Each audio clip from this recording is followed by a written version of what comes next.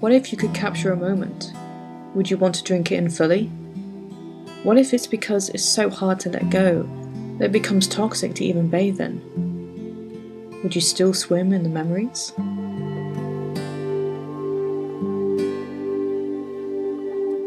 Capturing a brief period in both Cora and Ben's lives as they progress from an early innocent love to a more mature one with its twists and turns. When the foundation that sets them together stays the same, but the structure on top shifts to different things, it can be daunting to either accept the change or accept the defeat of a doomed relationship. To accept one person's version of a perfect life, or to adapt and change with their partner. Cora and Ben hold ideals that are completely different, almost making the difference in their gender, their thoughts on sex before marriage, and whether things can be placed as a joke or a need to be serious all the time.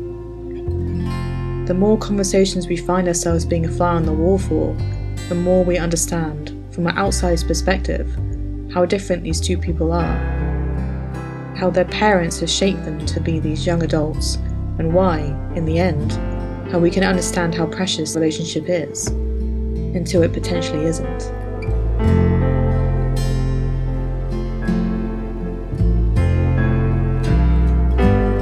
This is 2 takes, and this is 1 shot, an analysis of the short film, Well Water. Disclaimer, this is a short film that won semi-finalist in the Los Angeles Cinefest. Well Water was directed and written by Sharisse Zeroonian, who you can look up on IMDB with their various other projects.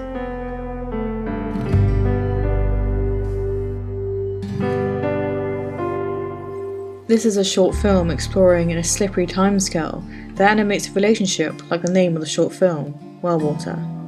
A beautiful natural concept, but if left untreated, could become impure and toxic. But let's look at this a little deeper. A well is a man-made structure that is created by digging, driving, or drilling to access liquid resources, usually water. The oldest and most common kind of well is a water well that has access to groundwater, drawn up by a pump or by using containers such as buckets raised mechanically or by hand. It seems the idea of making the short film after Well Water does have some similarities. The preservation of a well has to start with a good foundation, much like a relationship with similar interests, tastes, and humour. And even though both can begin as something organic, that doesn't mean it's good for you. For example, well water without a purifier can become toxic and dangerous to drink, causing many ailments to the point of cancer. And if one thinks about it, mental strain in a relationship can become toxic also, much like the well water that can present or encourage bad ailments in us, such as depression. Another point is that a well can run out if it isn't correctly drilled, making the foundations to be built too shallow.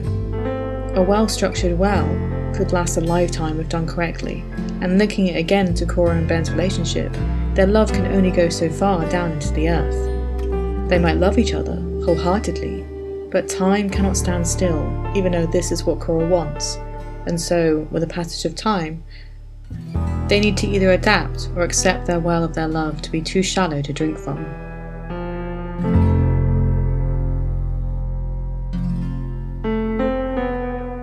Overall, comparing a well to a relationship might be branching a little too far, but given the title of the film, I feel it fits well with the fluid cinematography of conversations that seem to slip into each other like water lapping at your toes.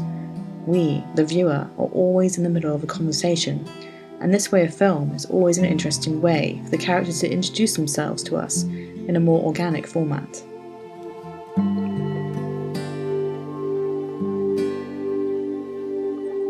Cora seems to be the childlike and silly counterpart to Ben's ever-growing seriousness, and at first, it resonates and places their relationship in a precarious balance, but then it all comes toppling down, where arguments such as over the stacking of dishes, refusal of sex, not wanting to live a sheltered life, finds cracks in the foundations of their many conversations that show their love. Cora seems to be the free-spirited soul that wishes to move forward from her humdrum life.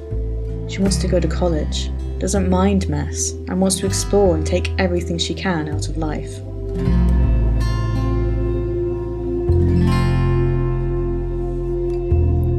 Ben is the more laid-back and serious counterpart of the relationship. He seems to come out of his shell around Cora and is willing to explore the philosophical questions she directs his way. However, when it comes to making future plans, whether that be having sex or living where he grew up and getting a job for the rest of his life, Ben takes his time with these decisions, giving off a certain attitude that if he waits around long enough, it will come to him. Another aspect of his personality that shines through is the behaviour of how things should be in a certain way, whether it's the cleaning up, putting things away in a certain order, or how joking about something isn't right and not funny. This emphasises that Ben can sometimes put a stop to any sort of antics, and this can be good, but also bad, depending on the situation.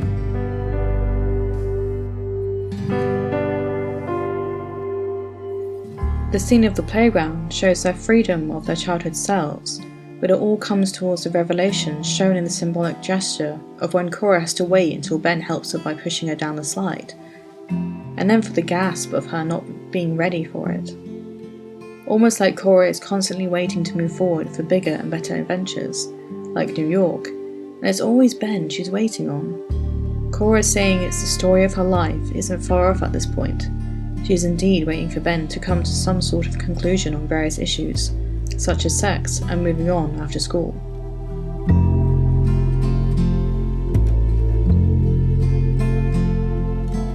Their upbringing, in the small conversations we encounter between parents and their offspring, emphasises the difference on a deeper level. Nature and nurture take centre stage as Ben has had a supposed easygoing life and wasn't spanked as a child. This tantrum about the car cleaner has him basically being the complete opposite of Cora's family, who are more strict. It begs the question about their personalities. Ben acts out with his parents because they might allow it, finding it a phase. But with Cora, he finds himself wanting to be the mature one, almost telling her off on various things when she potentially acts out. And Cora, being the silly one, cracking jokes and asking the philosophical questions for some kind of connection, is quiet and sullen when her mother demands her presence as something she wasn't aware she was going to in such short notice. Ben has all the connections he needs, where he can be the one acting out, and Cora does not. Hence her trying to find the enjoyment in every situation.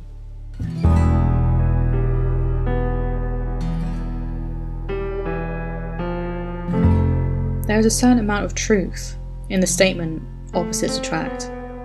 There are further prompts from how opposites can present themselves in this short film.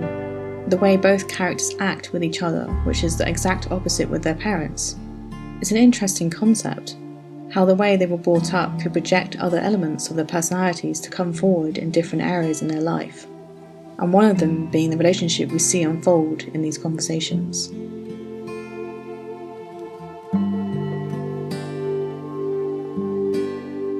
The well water is still there, from all those times of digging deeper to find a deeper connection, and in this relationship, the question is whether they, like the water and the earth, can stand the test of time and blossom into something worth the time and effort, or find themselves drained, toxic, and unbearable to become anything more than a failed potential. We have had only a glimpse of possible outcomes, and it is up to us to find out what possible ending is more probable. What are your thoughts? This episode is dedicated as a potential starting point for new or emerging filmmakers or writers to come forth and discuss their films with podcasters, showing the love of film for those who love to see films and those who love to listen to podcasts such as mine. Be part of a bigger community and let us share the love of film together. And for the filmmakers and writers out there, I would be honoured to analyse your creations. Did you know that I've got a Patreon now? There, you can be part of an exclusive group that has access to behind-the-scenes content, archived episodes of my late show, and 3 bonus shows, all following a unique format. Plus more. So what have you got to lose? Sign up to patreon.com/2takespodcast for more information. Like and follow on Instagram, Twitter for the latest news, and if you enjoyed what was said, then follow the show on Anchor, YouTube, Spotify and more. And from a podcaster to you, I thank you. I hope you stick around for more.